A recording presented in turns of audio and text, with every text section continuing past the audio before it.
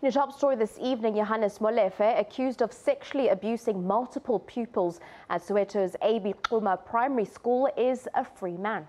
He's free tonight because the state failed to prove beyond a reasonable doubt that he was guilty. That's according to Acting Judge Peet Johnson. The former school patrol guard was arrested and remanded in custody. He's been there since October last year after over 50 pupils at the school complained of sexual abuse.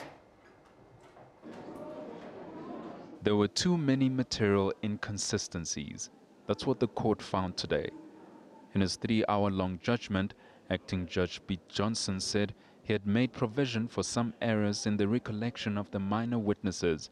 He described the testimony of the school, the teddy bear clinic which conducted the counseling of the pupils, and the state prosecutors as a comedy of errors. The judge read out a list of code of conduct expected from prosecutors. Among this, he included an expectation to uphold integrity and objectivity, impartiality and independence, of which he says in this case they weren't adhered to. He described this moment as an embarrassing one. The parents of the alleged victims were understandably distraught following the verdict. The parents are very devastated by the decision that was taken by the court today.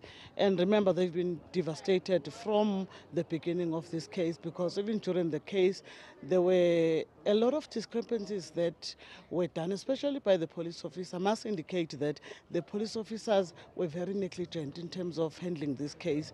As a result, we even raised this with the South African Police Service, to say there are so many discrepancies from the word go. So as it is now, to a certain extent, we are not surprised by the verdict, because it was because of the negligence of the police. The Education Department acknowledged an error on the part of its teachers.